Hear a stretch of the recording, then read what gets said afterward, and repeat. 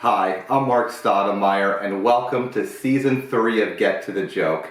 I can't wait for you guys to see what I have in store for you this season. 11 new comics, 11 new stories, unbelievable amount of just advice and just vulnerability about the lives of comedians and how that translates to the jokes that you love to hear on stage. Again, all the content this season will be completely free on my YouTube channel. I just ask that you do me just one small favor. Please like and subscribe to my channel. Please rate and review me wherever you review your podcast. I truly appreciate that you guys do that for me. It really gets more eyeballs on my content, and that keeps the content going, and I really appreciate that. Again, you can also visit me at my website, markstod.com, where you can see all my upcoming show dates and old back episodes of Get to the Joke that are available there, along with any other content that I put out. Again, please leave a comment, like, subscribe to this channel. It means so much to me that you do that. And now, without further ado, let's go ahead and get to the joke.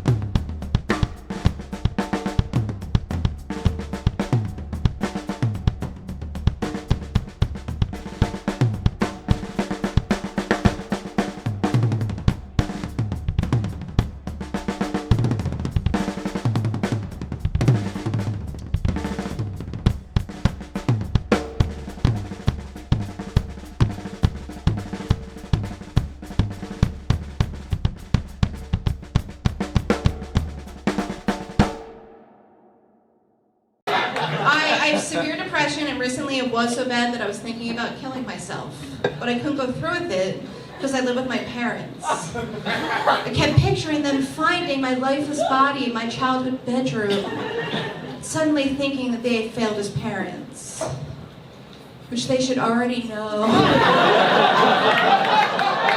Because I live in my childhood bedroom. I wasn't going to go through with it until I could come up with a plan that covered up my suicide and made it look like an accident. And I came up with a plan and I was ready.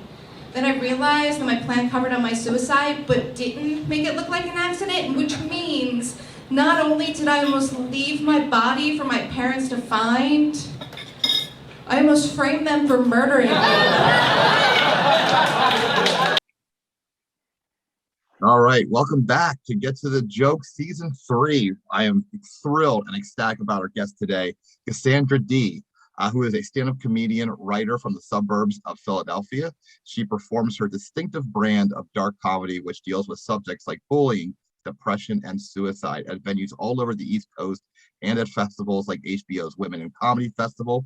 She also co-hosts Oh Honey, a True Cringe podcast with Jillian Markowitz, which debuts next week. You can hear Cassandra's comedy on SIRIUS XM or follow her at the Cassandra Dee across all social media platforms. Cassandra, welcome to the show. Thanks for being here today. Thanks for having me. No, I appreciate the one thing the first thing I'm going to bring up, Cassandra, is I've been wanting you on this show since season 1, so almost 2 years ago. And every season you've turned it down, but now you said yes to coming and doing it this season. You said you weren't ready. You didn't really want like your life out there before, if I can recall correctly, why you didn't want to do it before. Now you're saying you're ready to come on and talk to me.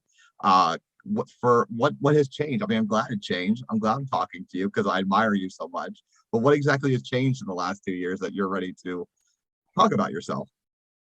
I don't even know so much if it's that. It's just mainly like, one, I am very uncomfortable with stuff that's not prepared. Mm-hmm. Like, I'm a little more comfortable with it just as I do comedy longer, but like having a conversation with someone is way different than having a microphone and telling jokes to 200 people. Like, but it's also largely that I like I was severely depressed the past couple of years, and so like attempting to do anything was often extremely difficult. Like, I think at one point, like, I planned to be on, and then I was just like, yeah, this isn't gonna happen. I'm not gonna show up at a time when I'm supposed to. I don't want to waste your time. Yeah. So largely not being depressed anymore has made it so I can trust myself to show up for things. I never skipped out on comedy shows just because I love those so much. Yeah. Whereas conversations give me a little bit of anxiety. And Okay. so, yeah. Well, I like that you're honest and you just and are completely out there. I'm certain most people wouldn't be as forward about that that kind of thing. But has depression been something that you struggled with a long time, or has it just been something that has come up in the last couple of years? I literally do not remember before depression. Like, I remember being 6 or 7 years old and being depressed. Wow. I don't know that it was always as like consistent. Like, I don't know if I was always depressed as a kid, Yeah. but like I remember, like, you know how you take a sick day when you're a kid? I remember taking a sad day when I was a kid. Oh, I remember wow. being perfectly healthy and just like staying home and just to be sad. It definitely got worse in the pandemic though. Oh yeah, I'm completely understand. I mean, yeah, you're just there's no other outlets to go to. But kind of going back to that being 6 or 7, how does did you recognize at the time that this was depression? I don't know, even like just what you've read, maybe your own, research, or if your parents had you go see somebody, did you know that you were depressed, or just had completely scared that you were going through feelings that other kids were going through and didn't know exactly what was going on? I'm from Delco, so no one was sending me to a therapist when I was 7. If my parents weren't religious, but I feel like more kids go to exorcisms for acting out as kids in Delco than go to therapists. Okay. At least back when I was a kid. But yeah, so no, I thought it was normal. Like, Okay. you remember when you learned that someday the sun was going to explode? That's what happens to stars. Yeah. I was like, why wouldn't I go home and go to sleep at 4 p.m. Wow. and cry about the fact that someday, long after I was dead, the sun was going to explode? Okay. Like, I had no context for whether or not I was normal. So even like, I got bullied so much at school that I was like, I'm weird, but like that wasn't until I was like 13 that I was like, oh, this is happening because I'm weird.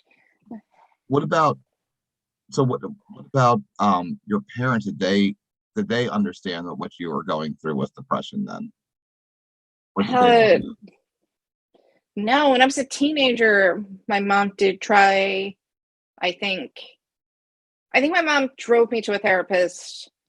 I don't remember whose idea it was or anything. Like, maybe the school recommended it.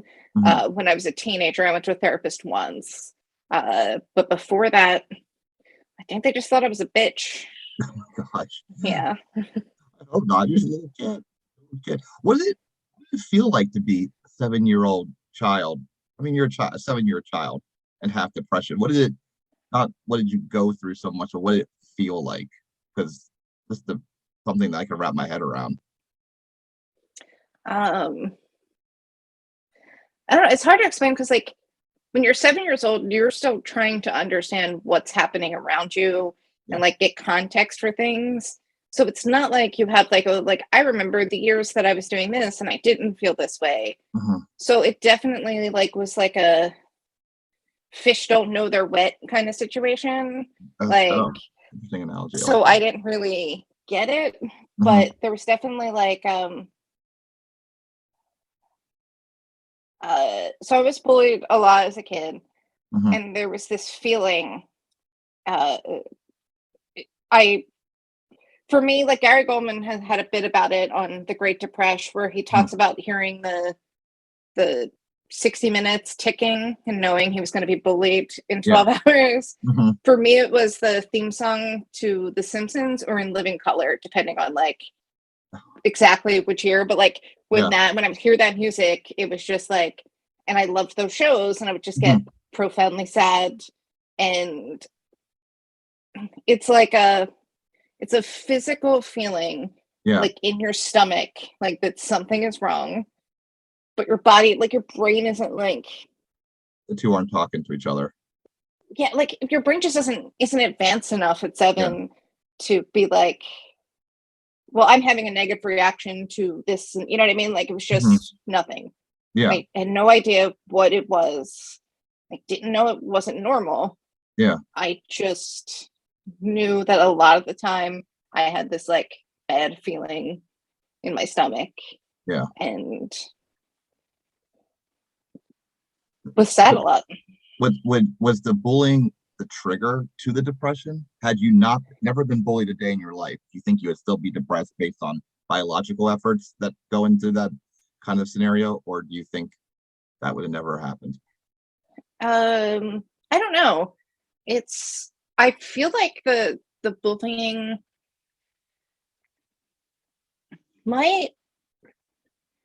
it's hard to like remember timelines for things. I really don't remember life before being bullied. I really don't remember life before depression. But so basically like the things that like have come up in therapy about like why I'm like this. The bullying is definitely like, hey, it's not normal to have people be mean to you for 8 hours a day, every day, until you're old enough to drive away from the school. Like that's not normal. But I also like, so I grew up when I was really little, we lived with my grandparents and my uncle and my parents. So my parents were saving for a house. When I was like 6 or 7, we moved, and the next year my grandmom died, and then like a year after that my grandfather died, and then a year after that my uncle died. So another thing that like the theory of like what's wrong with my brain is that I think if you stop looking at people they die. Like so basically like ultimately like a feeling of being abandoned very young. So like it was like I had 5 parents, and then turned my head for a second and they were like, it's 2 now. Not necessarily your favorite 2. Okay. So that is quite alarming. One after the other. And then you're so young too. And like, did your parents like appropriately talk to you about death, or did they kind of just be like, grandma's dead, and then it was just your own volition trying to figure how that, what the heck does dead mean, kind of thing? I don't remember how they told us about our grandparents, but when I was like 3, my cousin died, and he was 13. I was 3 or 4, and he was 13. And my parents took us. I have an older brother who's like 2 years older than me. They took us to this lake down the street. It's like this cute little lake. You feed ducks, whatever. And at one point, my brother had gotten like pretty close to the water, which, by the way, super shallow water. He would have to go so far in the middle of it, and I still think he could have stood up. But he starts to walk over to the water to feed the duck, and my mom goes, "What are you doing? That's how your cousin died." Oh my gosh! And we're like, "Is this? We don't know what dying means. What is happening?" And this was definitely like, this was in between when he died and his funeral. So it was like, did my mom take us to water so that she could bring this up naturally? Like, she's like, I don't know how to broach the subject. Let's get them near some water. That way it'll just happen organically. Wow. What, so obviously you were surrounded and immersed in death at such a young age. How often were you thinking about death as like as a child? All the time. All constantly. The time. And was that because I would wake up. What's that? I was gonna say, is that because you couldn't figure it out? Because no one sat down and told you, like, you know, what it was and how it happened and the natural kind of progression of death, and you became almost like obsessed with it because no one ever talked to you about death?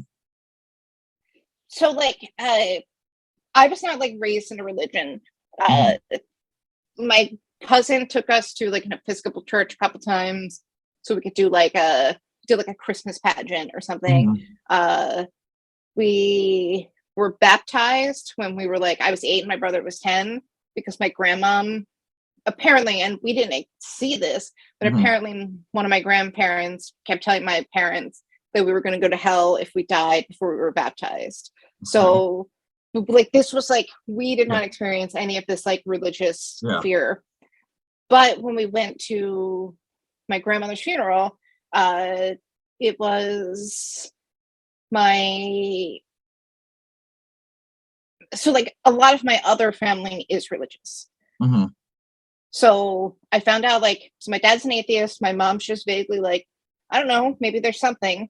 Jesus seemed like a nice guy, just like very like nothing, agnostic, I guess. But I had like more religious family. So I remember being at my grandmother's funeral, and I was sitting in like this other room.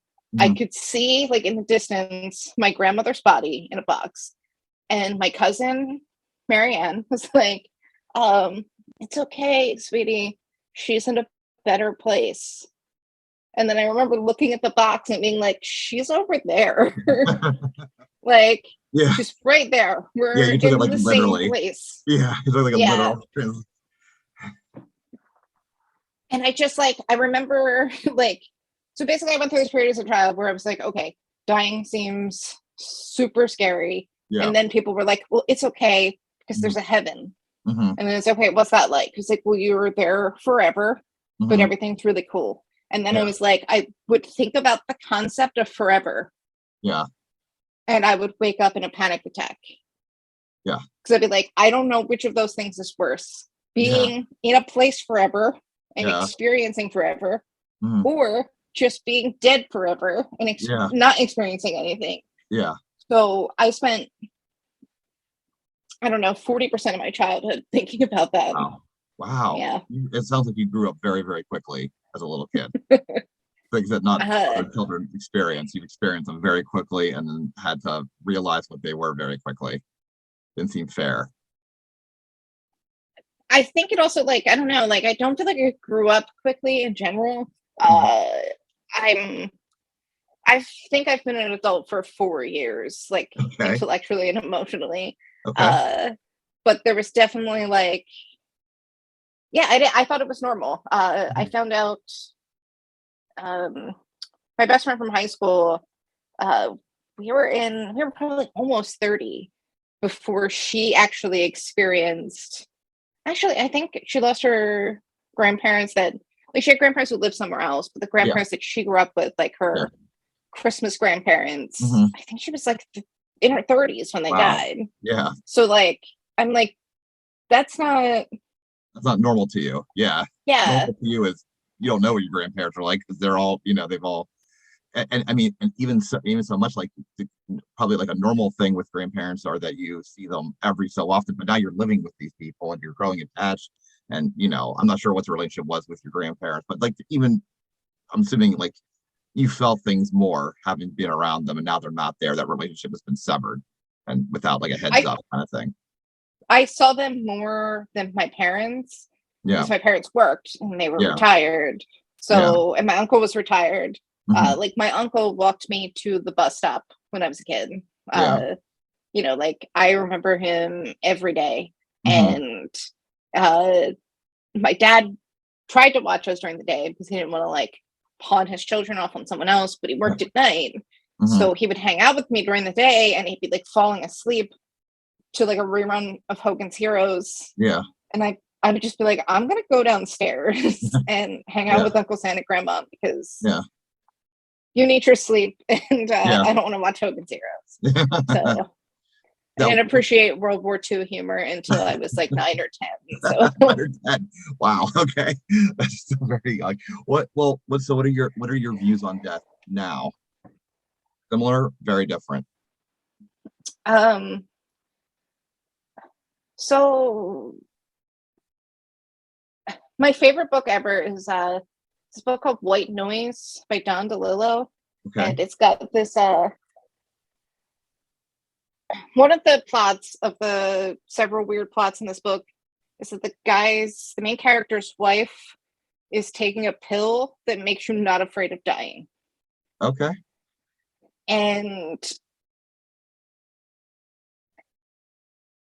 part of me thinks that that's just Prozac because I don't think about it nearly as much anymore. I don't worry about it all the time. Okay. But I will still occasionally. So I've it's been described by like one therapist. It's been called depersonalization, but by another it was called derealization. I don't know exactly the difference between these two things and which one I have. Yeah. But since I was a very small child, I have these episodes where I think too hard about the fact that someday I will be dead forever. And suddenly it's like, okay, well, nothing I do is real. Nothing I do has consequences. And my brain like snaps and I'm not normal for like, I can't function.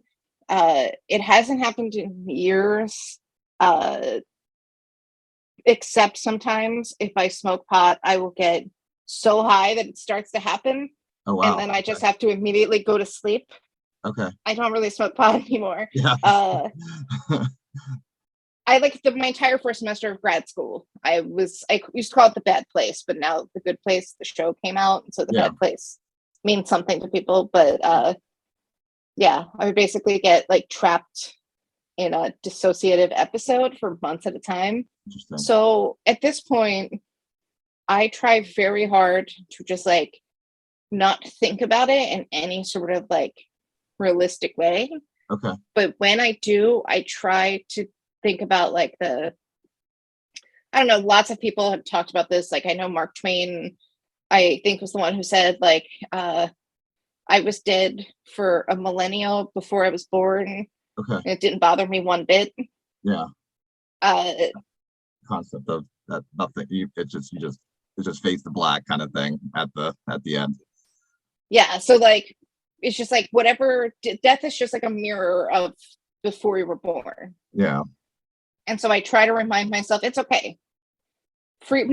So much of my life I've spent wishing that I was never born, and so I try to remember I'm just going back to never having been born. It's an interesting viewpoint. I'm trying to digest that, but I also asking. So when little Cassandra Dee was posed with that question about, hey, what's worse, forever in heaven or just fade to black? You're now in the camp of fade to black, and there is no heaven at the end of this. You've kind of made up your mind. I'm still consider myself agnostic. I think anyone who's like super confident about any like this is what happens after you die. Yeah, that's a little arrogant to me.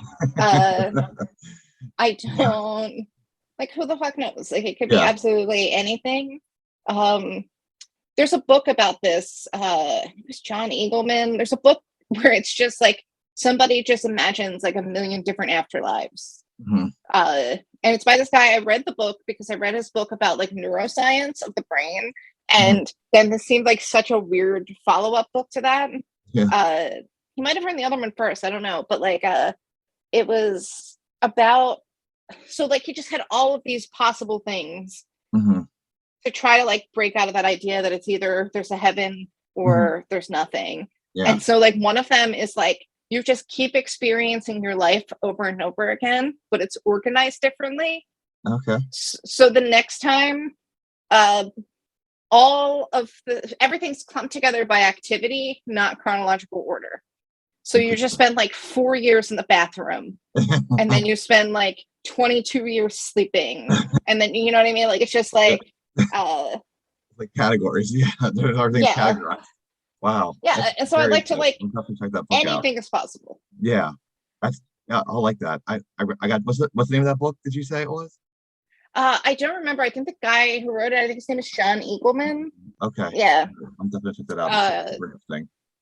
Yeah. Then the other book, The Incognito Secret Lives of the Human Brain, that I remember every time because I feel like they used to talk a lot about it on NPR. Yeah. When I would listen to that in the car. So, you know, when you hear something over and over again, it's like a jingle. Yeah. But I don't remember the Afterlife book. Okay. Now, has this I don't want to call it obsession, but this cognizant realization daily of death and the eventual fact that we all die.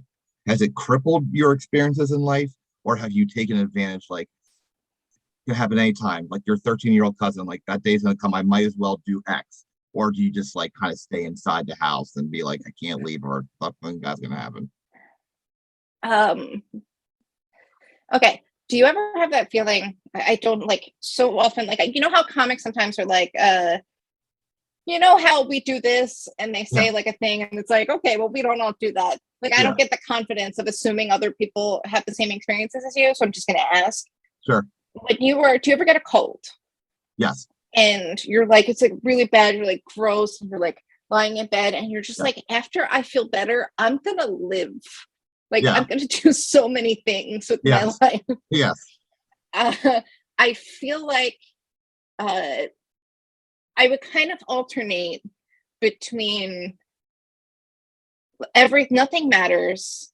I'm not like, it doesn't matter what I do. I'm not gonna bother to do things. Hmm. Um, and going like, okay, I'm gonna fix this one thing, and then I'm going to like, that's gonna change everything, and I'm gonna Yeah, be able to like, I follow you. Yeah, yeah. If you ever convince yourself, if you buy like new insoles for yeah, shoes off of yeah, Amazon, like it's gonna be a yeah. game changer. Like, so I feel like I've always alternated between like just really misplaced optimism Yeah. and kind of like, oh, nothing matters. What's the Okay. point of like doing anything? Okay. Is, is that what's the point thing? Is that the depression talking, or is that just you just being like, this is a real moment? It's not. I'm not gonna. This is not a depression thing. This is just a real moment I'm having right now.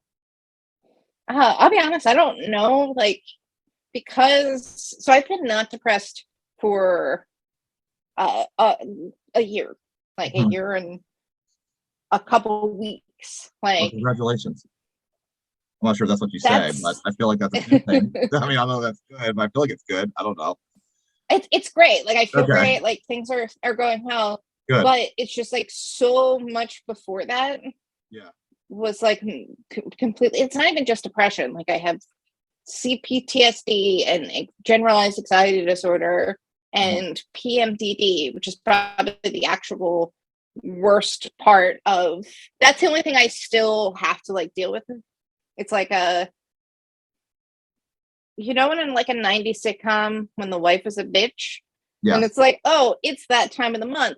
Well, so Yeah. like I have that for real. Like, Okay. it's like the Yeah. extreme form of PMS Okay. that like is like debilitating. Wow. Like, Okay. I have I like, think I've heard of this. Yes, I think I've heard of this condition. It's been a little bit. I don't, but what you're saying has come is something I've heard before. So, wow, it doesn't yeah, affect that many people, but you're right. It is like a medical yeah. condition that So I have that like extreme depression yeah. for a couple days out of the month now. Hmm. So like, now it's very clear to me when I have depression and when I don't. Hmm. Like, if you show me a picture of me Hmm. like on the internet and I go, I don't really like that, or oh, I forgot about that shirt, I'm Yeah. gonna go see if I can find it, Yeah. versus, why do I look like that? I should kill myself.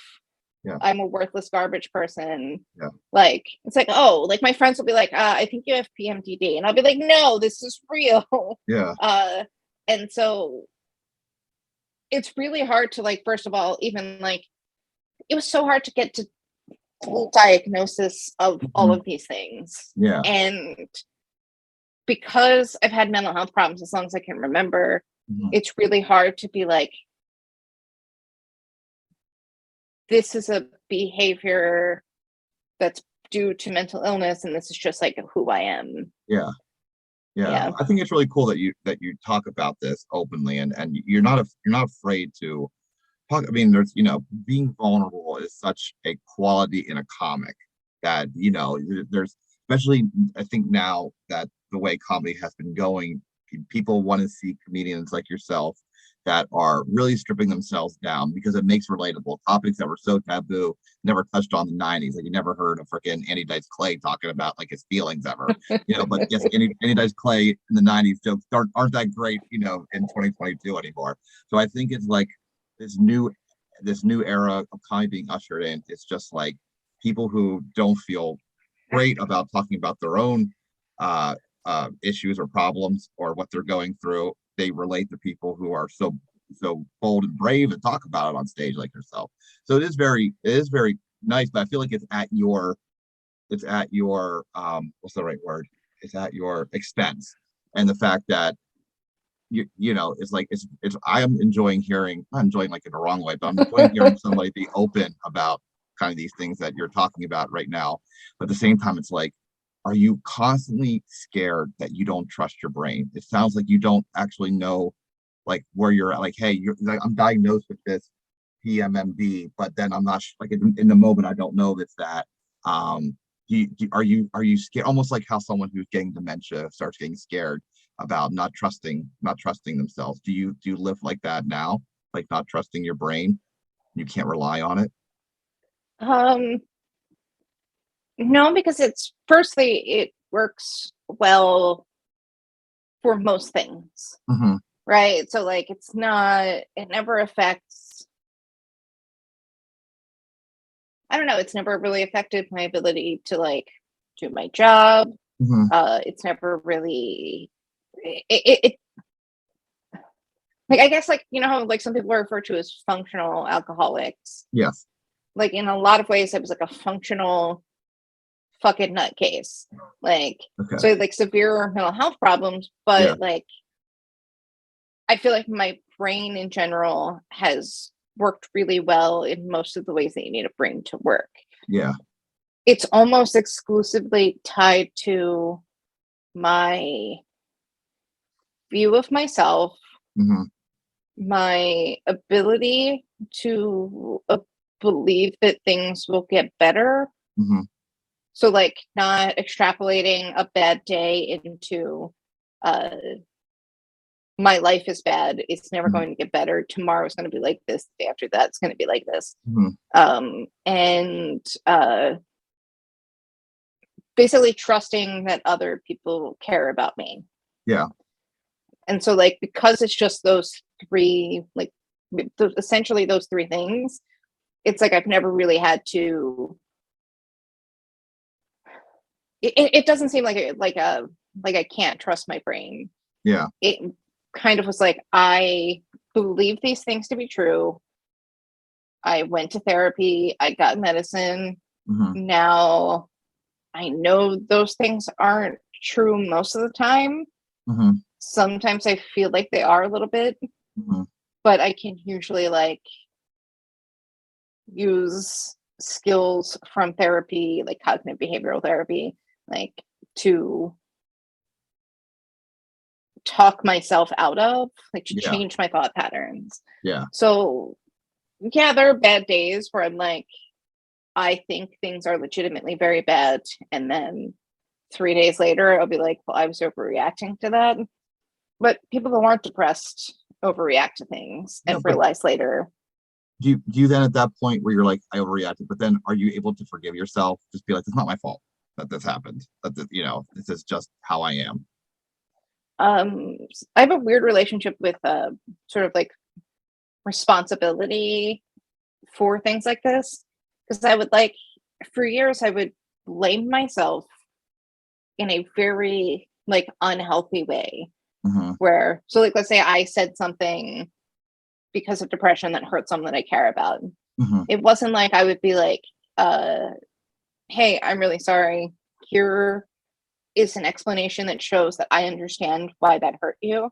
Mm-hmm. Here is what I'm going to do to try to improve that in the future. Here's my limitations based on my mental health problems and why I might need like help in doing better in the future or whatever. It would be Mm-hmm. like, I'm a worthless garbage person because I did like, so basically I would be like so hard on myself Mm-hmm. in such a like negative way that the other person couldn't even be mad at me in like a Yeah, healthy way. I see. So it basically like took the ability. You wanted It wasn't like them to I was pity you? blaming Is that myself it? and not taking responsibility for things. Yeah. Is it almost that you wanted the other person to pity you? Is that where that went? It's like I'm gonna really turn myself to shreds, and that person will no longer be mad. They'll now feel sorry for me. That the I angle? don't think I was trying to do that, but that certainly could have been happening like under the surface, brains are weird. It was just like, I don't know, at this point, like, I do forgive myself. Like, I do, like, I'm like, okay, I have problems with my brain. Mhm. It doesn't always work great in these certain areas. But I try to, like, be like, okay, well, yes, you have this problem, but, like, you can control it. So it's Yeah. like somebody who, when I was in high school, my friend's sister was sitting at a red light and she got rear-ended and pushed into a gas station and, like, hit the pump, and, like, Jeez. it was, like, so close to being a disaster, Yeah. but Were you she in was the car too? okay. No, no, no. Oh, okay. But, like, I found out later that the person who hit her was epileptic. Mm. And somebody was like, hey, you shouldn't be driving because you're epileptic Mhm. and you have seizures. Mhm. And he just kept doing it. Yeah. And so, like,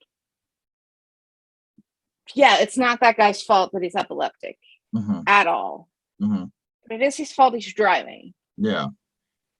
So, I see. like, Really good you have analogy. to, You're- thank you. you're- or I should say, So like, you have to, relating stories to get it. Yeah.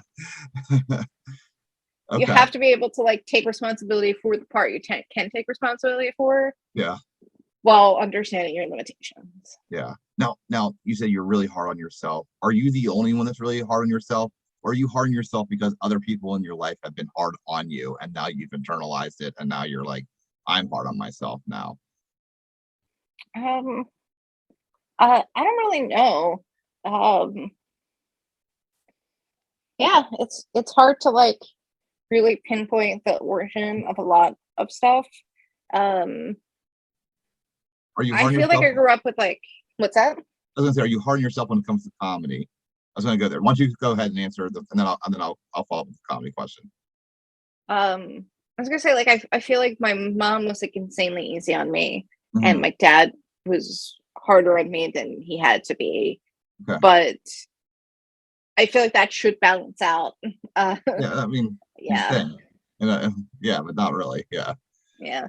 There's still, but what, so are you hard on yourself when it comes to comedy then, as far as like, because you are extremely talented and you have like this what I would call a competitive advantage where your kind of humor is very uniquely to you. It's not something that's easily transferable to other comedians.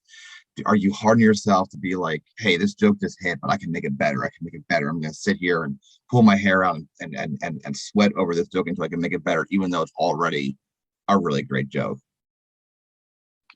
Um,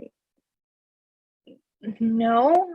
Okay. Uh, I feel like, so I'm good at helping other people write jokes and punch up jokes and make jokes better.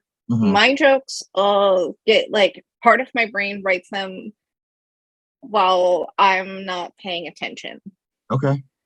So, like, I'll think of a premise and, Hmm. like, maybe I'll write it down or I'll text it to myself or whatever, and then I won't actually, like, do anything with it.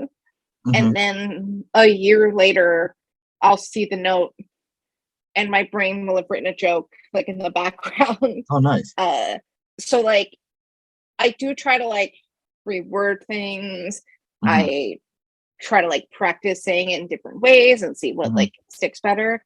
But, like, I don't know. I've never successfully, like, dug in and really tried to, like, rewrite a joke, like, in that way that it's helped.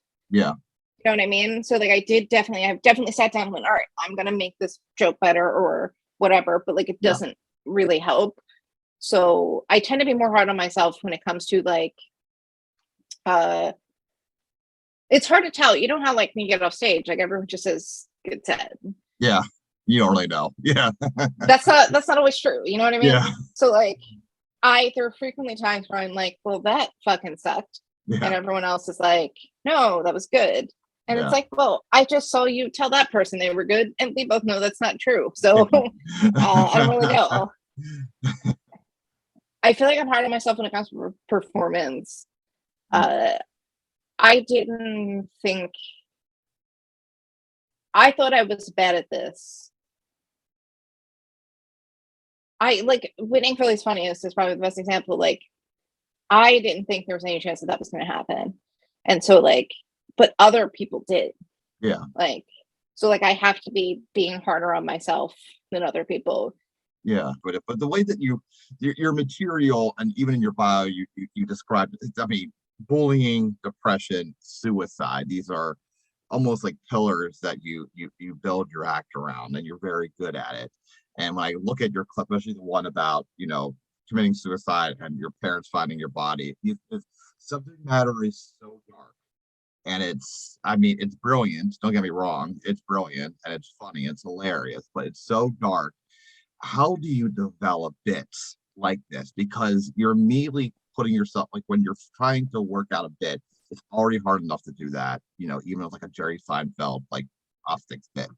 But when you're talking about suicide and actually the act of committing it, and like parents go through, how do you start by working out something like that with the audience will at least ride with you a little bit before they're like, should we laugh at this or something, or like, what do we do? How do you start getting in front of a joke like that? So like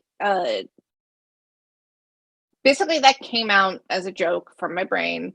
I didn't really have to, like, some of them, like, I do, like, it took a little more work, but that, like, I think I've been saying the same way since I said it the first time on stage. But I think one of the issues is, like, yeah, like, if you get 3 minutes at a mic somewhere, that's hard to do. Like, it's hard to, like, the darker your joke is, the more you need the people in the crowd on your side. They need to, like, trust you. They need to trust that they are safe laughing at something almost. Like, I can't really explain what happens.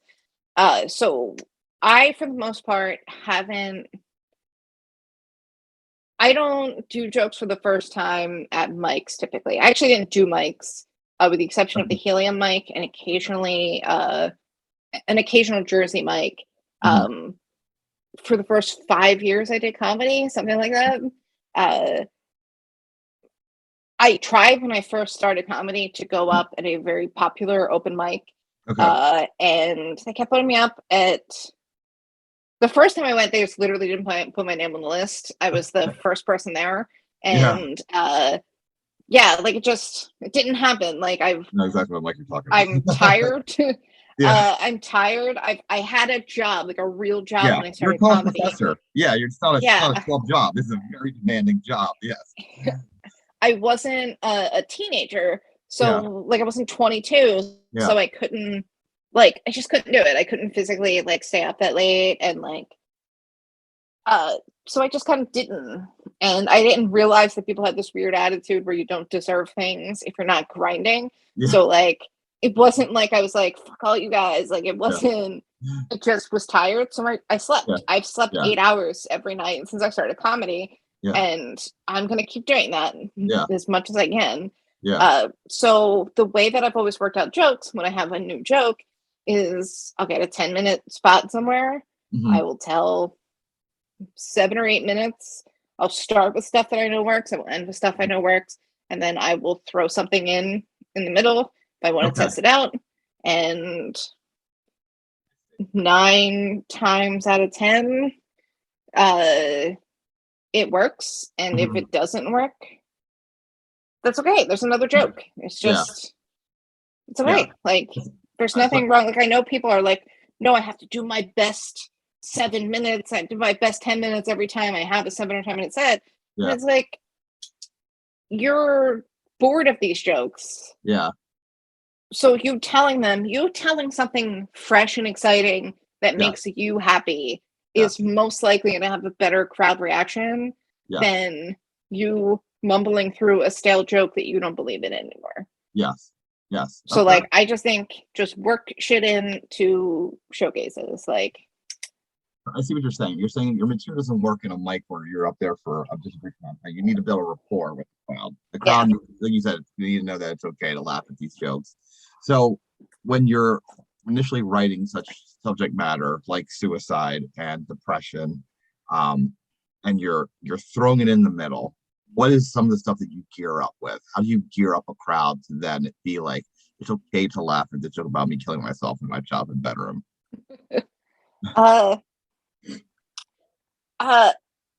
Basically what I would do if I was going to try something really, really, really dark, Mhm. I would basically just try to build the funniest possible set around it that I could. So I would tend to go with just the stuff that worked best. But I also try never to do a set that's like, I do have some like deeply silly jokes. Mhm. Uh, I did a set recently at Punchline, and this is a relatively new joke. It's actually something I had started to work on years ago, and Mhm. just it didn't work, and I couldn't figure it out.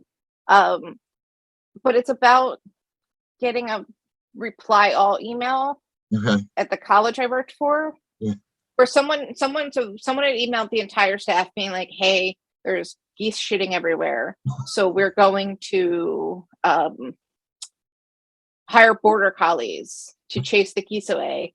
And this is a real thing that happened. Another professor replied all to be like, "Why are we hiring border collies when our students could be doing this as work study?" And so, like, I did this at Punchline where I'm like Yeah. acting out, like doing an act out of a teenager chasing birds Yeah. away to get like a minor Yeah. in chasing birds away, like just it's so silly. It's Yeah. so silly.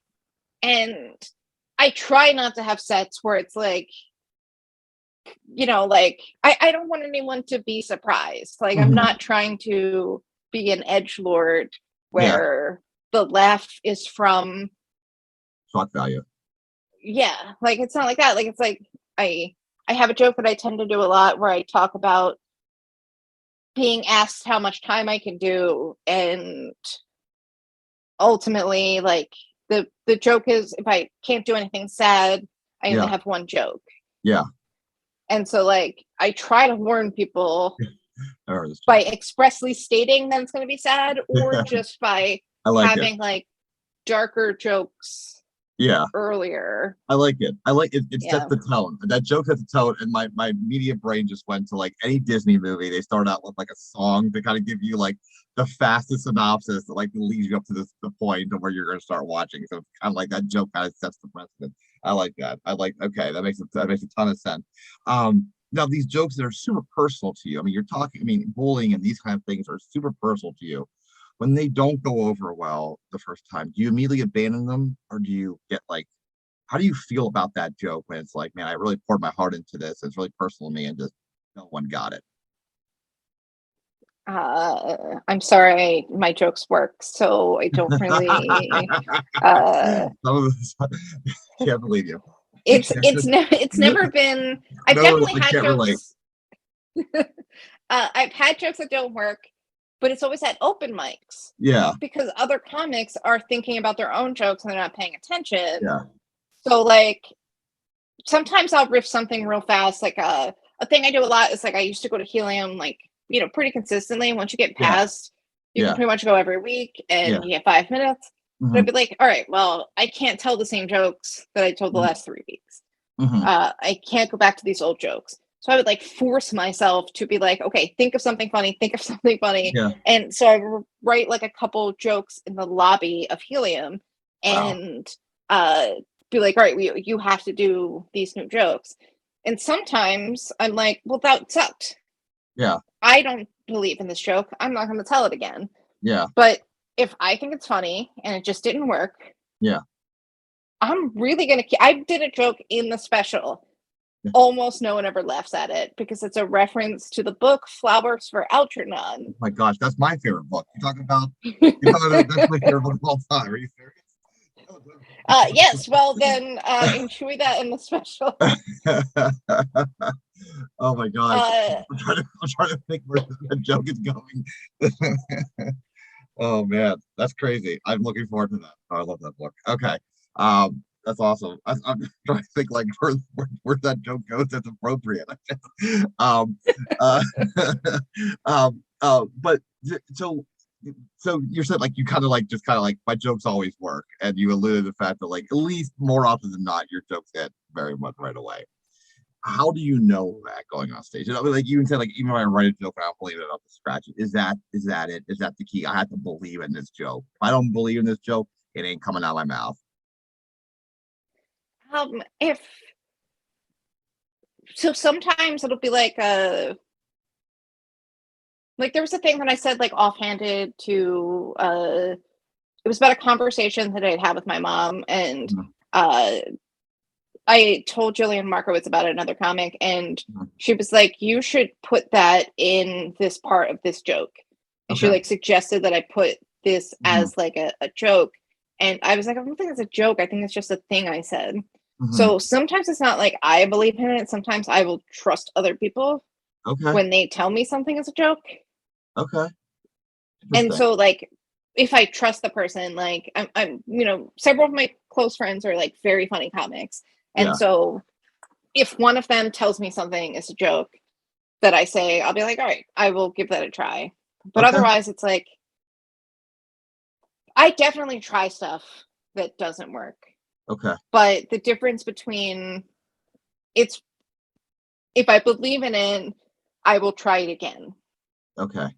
Even even if it there's a doesn't work the first time. rare chance it doesn't work. You will do it again. Yeah, Okay. like, it can absolutely bomb, I could get booed while I'm telling it, Yeah. but if I'm like, "I think this is funny," I have, like, do you ever think, like, if I were to get canceled, Yeah. this is the joke I would do it?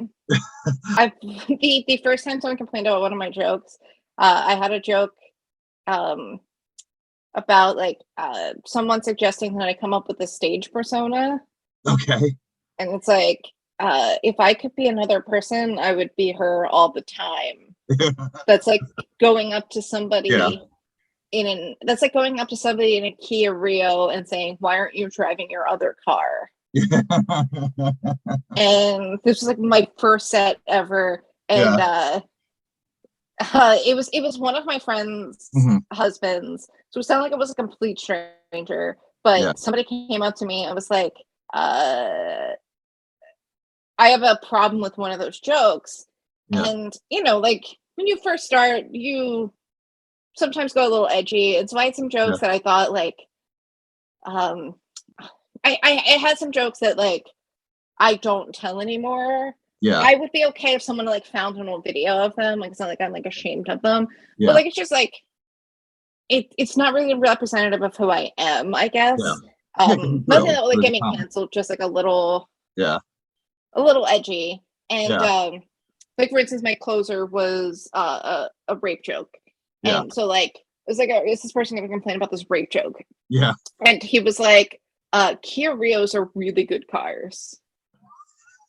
And so, like, to, to me, the fear of, like, being canceled and stuff, it's always been like, well, that's not real, like, because uh but I Well, have a that, joke that's really, really, really, really dark, yeah. about Is it in the the Kennedy special? assassination. No, it's Oh, probably not going to make it into the album either. okay. But we'll see. Someone What's suggested stopping that you? what's that? What's stopping you from having that in there? Um, so it's about the Kennedy assassination, Yeah. and ultimately what it's actually about is a thing that I said because I wasn't thinking Yeah. to my college class. Yeah. But when I said it, they all laughed a lot, and Yeah. I was like, "Oh no, this is a joke, and I have to do it." And, like, I told it to some friends, and, like, Yeah. every time I told it to someone, they would, like, laugh so hard, and I was just like, "Ugh, I've got to try this." And so that night, I tried it at Helium, and a lot of like, it was like mixed reactions from the Yeah. crowd. Yeah. The comics loved it so much. uh, it's definitely a joke comics love because we tend to have, like, a much Yeah. We like seeing it's people harder for push. us to be to Yeah. be offended by, like, dark stuff and, like, edgy Yeah. stuff. But ultimately, I feel like the real reason that I wouldn't might not put it on the album is, like, I don't want to upset anyone, Yeah. not because Yeah. I'm afraid that I'm going to be canceled, not because, Yeah. like, it's just, like, not what I'm trying to do. Yeah. And if me talking about my personal experience, if me talking about being suicidal is going to upset you, I just don't want you to listen to my comedy. I'm going to Yeah. keep telling those jokes. Yeah. But this is not about me ultimately. Like, it is Yeah. about an insane thing I said to a college class. Yeah. But, like, what if one of the Kennedys listens to my album? Like, we don't need to hurt anybody. It's unlikely, but you don't know. Yeah. Yeah, you talking about this reminds me of the joke that you do that I love. It's the Donald Trump joke where he pays off Stormy Daniels. I think this is what I've noticed where like comics, the first one that comes to mind is Chanel Ali does this as well. It's like she attacks both sides equally because you're Joe Trump and everyone, as soon as you bring up the Trump Stormy Daniels thing, people are like, buttholes get tight in the crowd. Like, where's this gonna go? And then you go like, then the case, and you relieve the tension because now, I shot bullets at the Republicans, and now I'm shooting some bullets at the Democrats as well, kind of thing. Is that something that you also try to do with some of these more personal stories, or do you take a more silly? Because your jokes aren't silly. Like the Dark Side of the Matter doesn't have silly, but like, do you kind of make it equal opportunity, like shots at myself, shots at other people, kind of thing? Like you try to, like, no one's getting out alive from a Cassandra Dee show, kind of thing. Like everyone's gonna have the gun pointed at them at some point. No, not at all. Like I definitely am much more comfortable making fun of myself than other people. I don't want to, like, I'm fine making fun of politicians. I don't know, it's not like I even have a bunch of political jokes. I was booked on specifically an anti-Trump show. And so I was like, I've got to write a bunch of Trump jokes. I have another joke about Republicans not believing climate change that I wrote because I was booked on a show about climate change. And I was like, gotta write a joke about climate change. So like it wasn't like I set out to do anything. I hear people talk about comedy in a way where they're like I don't know, they're very purposeful. I don't know, it's a thing I can do. So you know how like there are different types of jokes. So like this is a misdirection. This is an analogy. This is like, so like if you were to be like, hey, I'm working on this joke, help me out. I would be like, okay, well, let's see. We can turn this into we just heighten the next part of it. You know what I mean? Like, so I would like, I understand comedy in like a fundamental way. Like I've taught comedy classes where I help people understand how to write jokes. All of my jokes kind of just happen. And so like it's really hard. Like, this is such a weird thing for me to like try to talk about like what I intend to do on stage. It's like it's just happening. Like I understand. You're very present on stage. You take that note in your phone and text it to yourself, that seed of a joke is what people would probably call it. And then do you just go ahead and just like look at it and you go on stage in that 10-minute showcase and just be like, I have no idea where this is going to end up. Like there's no preparation. You're just like, I think it's a funny idea about some kids running around with geese shit, at a college, and I'm not sure how this is going to end. I'm just going to keep talking until I can get it. Where you're, I had not thought to put the leashes on the children. That's hilarious. Sometimes, but that's something I had to get more comfortable doing. Basically, so like how my process worked when I first started comedy is like if I got an idea, I would just tend to like. So ultimately, I feel like my writing process is very different now than it was when I was depressed. And so like I feel like this would have been an entirely different conversation if it had happened 2 years ago. Is it better now? I used to have. Is it better now, or was it better when you were depressed? It's different. Okay, not the jokes, obviously. I'm just talking about the actual process of joke writing. Is it better now? You like it better now? Ultimately, it's I can't really assign value to it. Like it's just like before I would ruminate. Like that was the number one symptom of my depression is that I would get stuck on a thought and I would just circle back over and over again. And so a lot of my jokes were sort of the result of rumination. Like I would get stuck in a circular thought about killing myself, and then my brain would go, we need an off-ramp. How funny would it be if you killed yourself and accidentally framed your parents for murdering you? And it's like that's the off-ramp from this circle of killing yourself. And so a lot of times that's how my jokes happened before. Mhm. Now I kind of have to be like, um, Whole new okay, level. so you thought of this funny idea, go try to say it on stage.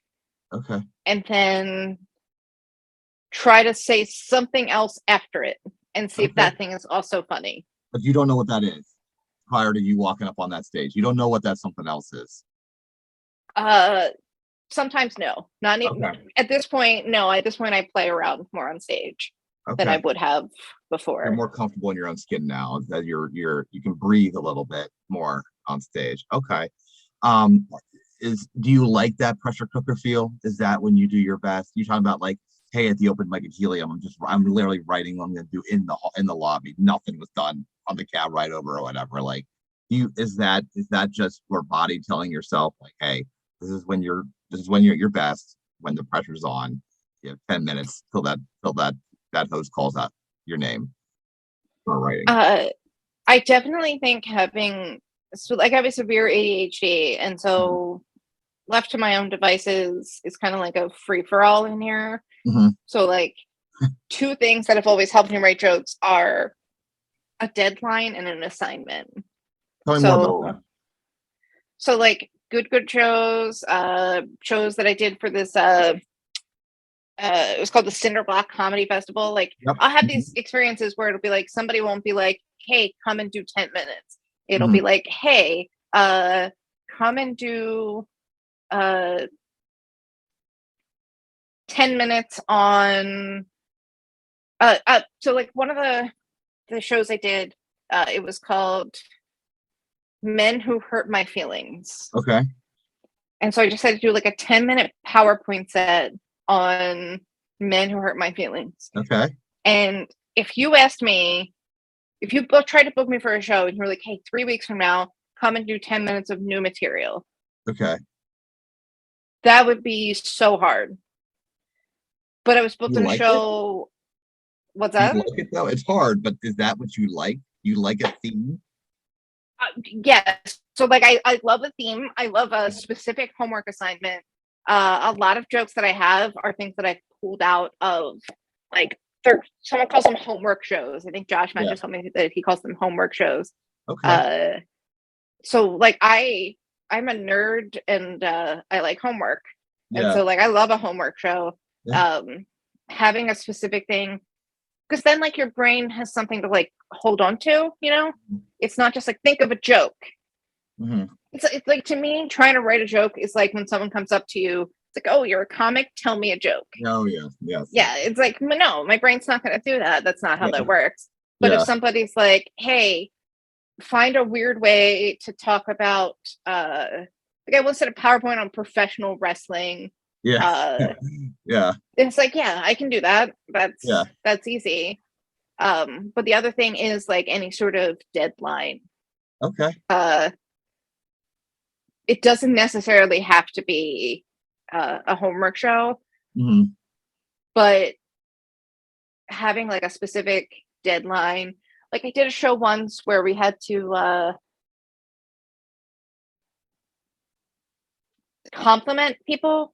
Okay. And so like that was a homework show specifically, but like there was part of it where so we had to prepare compliments for another comic. So like we knew going into it who we were complimenting. But Hmm. like there were 3 rounds, and the winner of each round then had to do a thing at the end where we asked the audience member some questions and then went backstage. We had 5-10 minutes or whatever while someone did a set, and then we had to come Yeah. out and give them 3 compliments or whatever. Yeah. And it's like my brain was like, oh yeah, we can do this because it's doing something in a short amount of time Yeah. when there's literally That's the a goal. audience is Yeah. in the building. They are waiting for you outside. Okay. So my brain is always, that's when I did homework, was the last Yeah. possible minute, like definitely a deadline. I like. Do you Helps ADHD, I think. self-imposed themes then? So if someone told you like, hey, do this winery on May 1st, nothing, no rules around it. Are you gonna be like, I'm also gonna make the goal of I'm gonna do a joke, I'm gonna do a topical joke. I'm gonna make sure that gets in there. Do you give yourself self-imposed themes if there's no guardrails prior to that? So it depends on like the stakes of the show. Okay. It depends on like where I am in the lineup. Like, Mhm. so if I'm headlining, I might be like, okay, like you should do your best half hour here. Like Mhm. this, people are paying money for this. You respect the booker.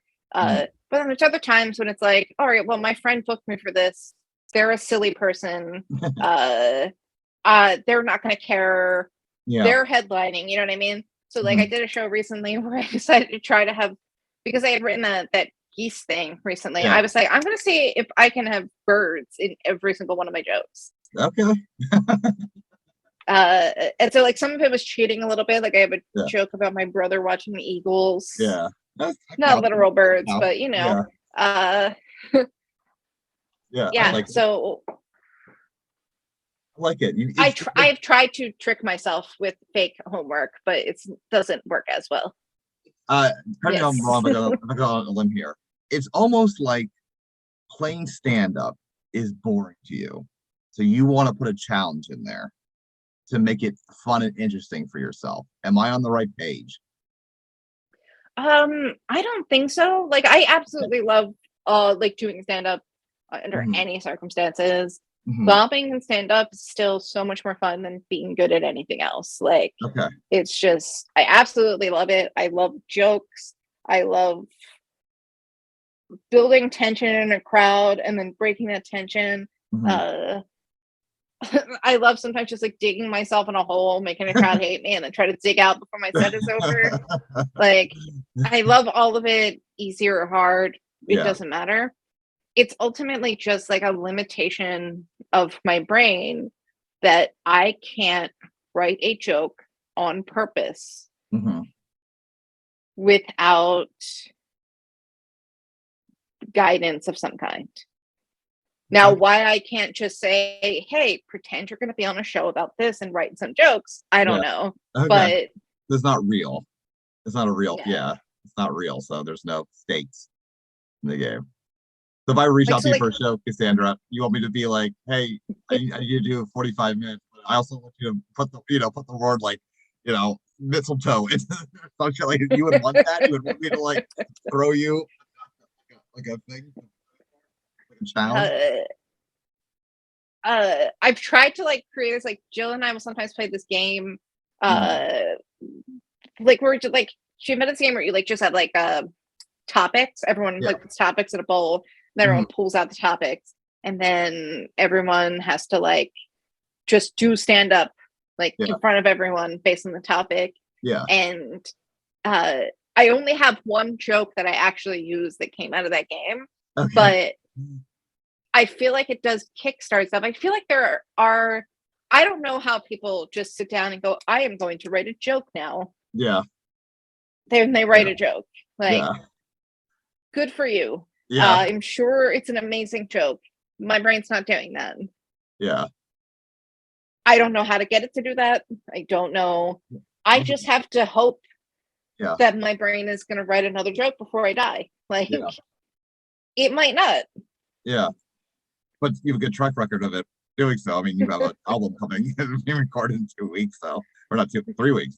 So I wondered how like Jill and these other people factor in as far as like this litmus test that you use to see if a joke's funny or not when you give yourself a short period of time to write a new joke to when you're performing it. Is that like when do you bring her in as a tool in your tool belt? Um, well, sometimes it's like things that I'm saying in a conversation with them Okay. where like Jill or Dan will be like, or Josh will be like, that's a joke. Hmm. And then I'll try it. Or Okay. sometimes Josh usually tells me to tweet things and then I'll tweet it and see how it Okay. does. Uh, but like, yeah, it's not like sometimes I'll think of something and I'll tell somebody, like, I'll think of it, like Tuesday Hmm. afternoon, go to Helium that night in the lobby of Helium. I'll be like, hey, is this funny? Hmm. And then like test it out on somebody. Okay. Ultimately, once I've gotten to the point where I say, is this funny? I'm pretty much going to do it. Okay. Even if somebody I respect is like, that's not funny, If somebody I respect was like, that's offensive, I probably wouldn't do it. Okay. But hasn't happened. So I Yeah. can't say for sure. But Yeah. yeah, Mhm. it's mostly, and it's also like weird because like it's changed. Like now I get to do more longer sets. Mhm. So it's so easy to just throw something in, you Yeah. know? Like Yeah. I really don't. It ultimately doesn't matter in a 30-minute set if 3 minutes were weird. Okay. Yeah. I Yeah. completely understand that. Yeah.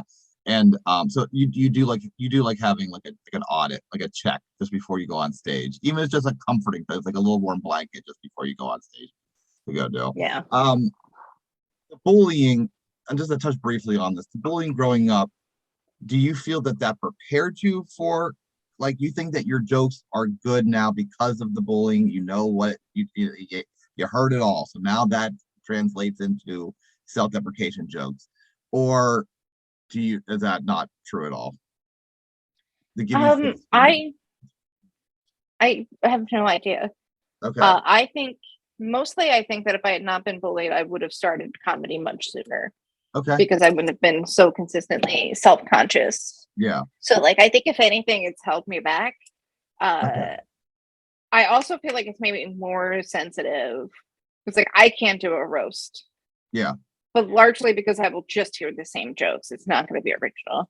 Yeah. And it has proved that that's the case. So like, Mhm. yeah, I don't like people who are often like, I feel like most of the time when people say like you need a thicker skin, Mhm. it's people who don't get made fun of. It's people who don't get, Mhm. I get harassed about my weight on the street by strangers. Mhm. I still get bullied as an adult Uh, by complete fucking strangers on the internet. mhm. Uh, Helium is dropping a clip from the special on Thursday. Mhm. And like I know that there's gonna be either no one's gonna watch it, either it's gonna like not do well. If it were to go viral or even do like kind of well, there's gonna be mean comments like in the internet, like at the comment section.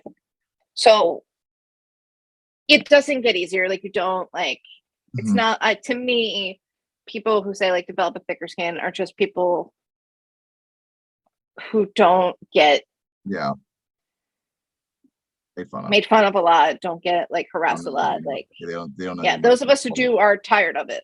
Yeah. Like But we're just, you know, but this new Cassandra D 2.0, where you're like this whole new kind of person and comic and everything like that. Do the comments still get to you? The bullying comments, um do you still go home and obsess over those thoughts, or is it now like not anymore? not anymore, but it would still upset me at the moment. Yeah. It's just Okay. I wouldn't Yeah. ruminate on You're a it. real person. Yeah. Like I said at the beginning Yeah, of the conversation. yeah. Yeah. Okay. I'm Well, sure someone could say something mean enough that it would get stuck in there. yeah. Okay. Um, the album. How did you know you were ready to start recording an album? How did you know that this was the right time? I didn't. I time will tell, I guess. We'll see how it goes. Um, I was never gonna think I was ready. Mhm. You know what I mean? Like I don't even like mentally healthy, I still don't have like the kind of self-esteem that a lot of other successful comics have.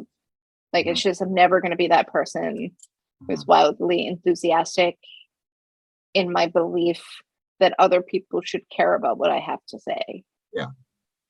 It was just like I have enough time. Helium, which is an amazing club, an amazing Mhm. space, is giving me the opportunity. Mhm. So I'm gonna do it. Yeah. All right. Yeah. Nice. Well, I'm very excited about it. I'm very excited about it. April 10th. April 10th album recording. I love it. My last question was what I wanted to know, kind of you kind of alluded something with your parents at the beginning of the conversation, and I didn't really know where to go with it, but I wanted to ask, where do your parents feel with you being a comic?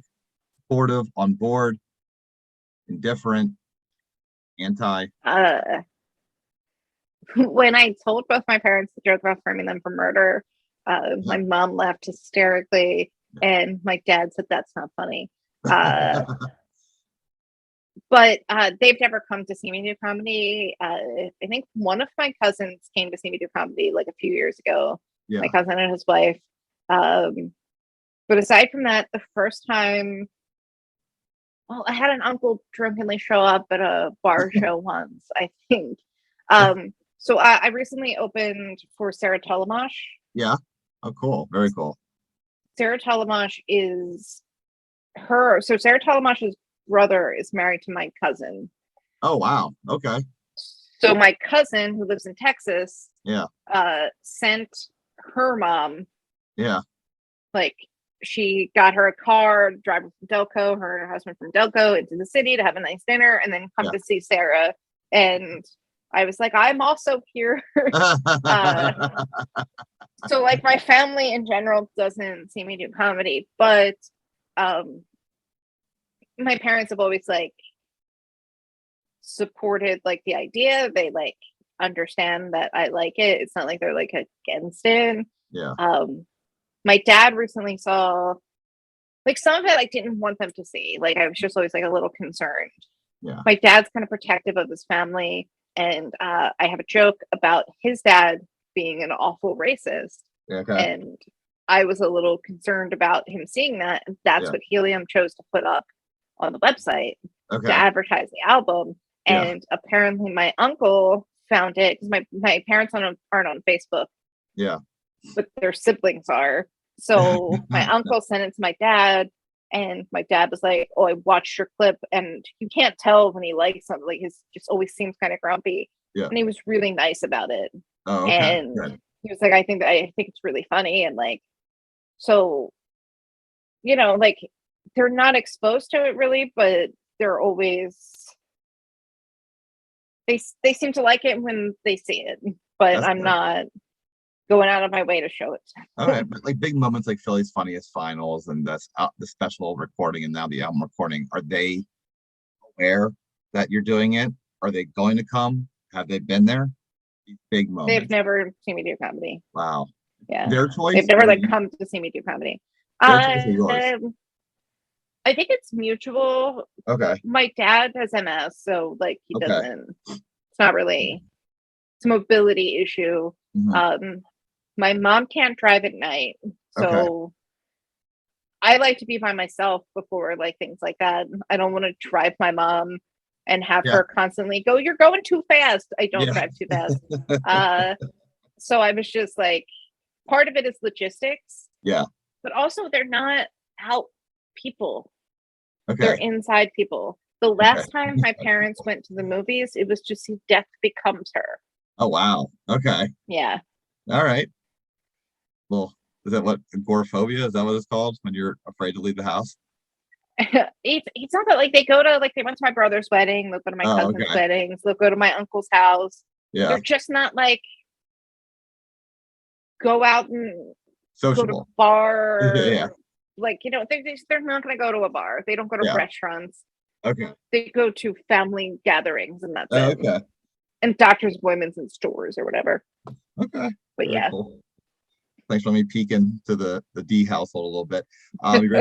Cassandra, we're done. This is awesome. I hope you had fun. I will admit, like, I had wrapped the season and then you responded back to me. I was like, I'm not saying no. So this will be the only 11 episode season that I'll have or whatever. But no, this is great. I had so much fun talking to you. Thank you for just being, you know, great with communication, great with being open, transparent, you know, dealing with me, which is a whole other thing. But I really had a fun time talking to you and getting to know you a little more, Cassandra. Thank you so much. Thank you for having me and for apparently reading all the same books. That's